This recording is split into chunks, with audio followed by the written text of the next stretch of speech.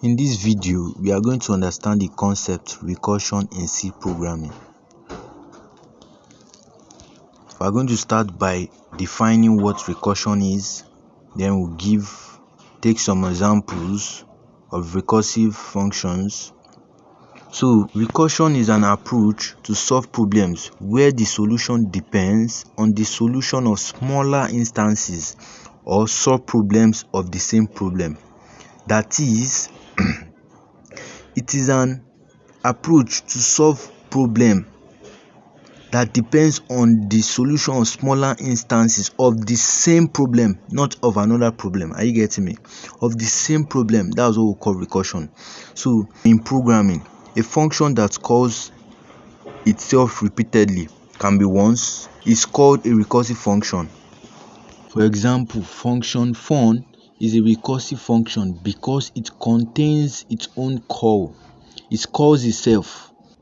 Okay, now let's demonstrate an example of recursion in C. Here is a program with a recursive function, and we are asked to determine the output of this program. As we know, the starting point of the program is the main function. That is, the operating system calls the main function. So from the main function, we are calling the print function with an argument of 4. Now we are in the print function where n is equals to 4. So the first step we have to do here is to check for the condition, is n less than 4. This is false because n is 4 in this case. So we are skipping that block of code. We are moving to the next step, which says printf. Printf is a function in the standard library that is used to output any value passed to it, to the terminal or to your screen. We are passing to the printf function n plus print n minus 1. We know n, our n is 4, but we don't know print n minus 1, which is print 3. We don't know print 3. So the function print 4 is going to call the print 3 function. The function print 4 is the caller, while the function print 3 is the callee.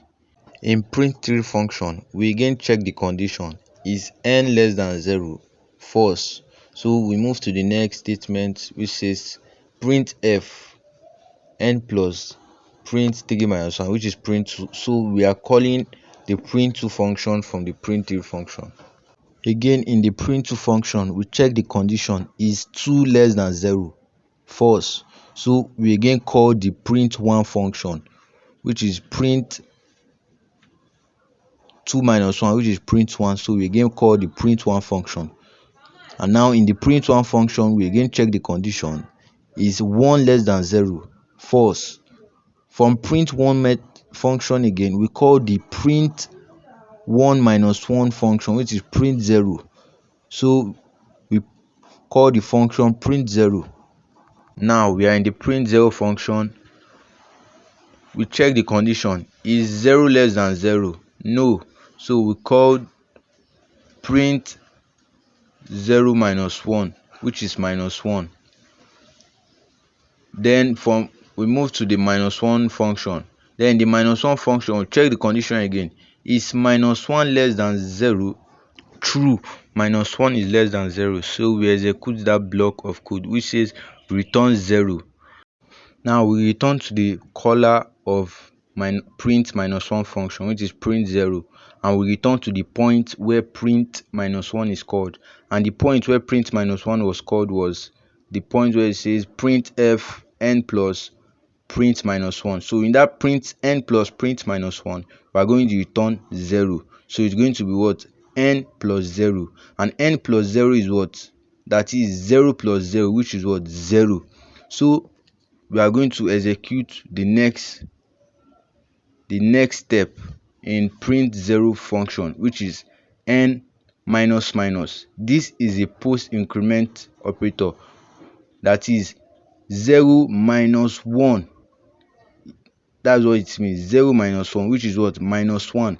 Then we are going to return minus 1 to the caller of print 0 function, which is print 1. So now in the print 1 function, we are going to continue from where we stop, which says 1 plus print 0. And now we know that our print 0 is what? -1. So it's going to be what? 1 minus 1, which is what? 0. Then we continue in the print 1 function, which says n minus minus, which is 1 minus 1, which is 0. So we're going to return 0 to the caller of print 1 function, which is print 2 function. Now in the print 2 function, we continue from where we stopped. So it is printf, that is output 2 plus print 1. And now we know our print 1, which is what? 0. So it's now 2 plus 0, which is, that means it means we are going to output 2. Now to the next line, which says n minus minus, that is 2 minus 1, which is what? 1. So we are going to return 1 to print 3 function. And now in print 3 function, we are going to print 3 plus print 2, which is 1. That is 3 plus 1. So now we are going to output 4. And to the next line, n minus minus, that is 3 minus 1, which is 2. So now we are returning 2 to print 4 function. And in print 4 function, it says n plus print 3. And we now know our print 3 function is 2. So it's going to be 4 plus 2, that is 6. So now we are outputting 6 to the screen, to the terminal or to the screen. And the next step is n minus minus, that is n minus 1, which is 4 minus 1, that is 3. And now we are returning 3. We are now returning 3 to the caller of print 4 function, which is what? Main function. And in the main function, we resume to where we stopped, where we called the print 4 function. So the next line after the print 4 function is what? Return 0, which is the last statement in this program, because when we are done with our main function, our program finished. So the output of this program is 00246.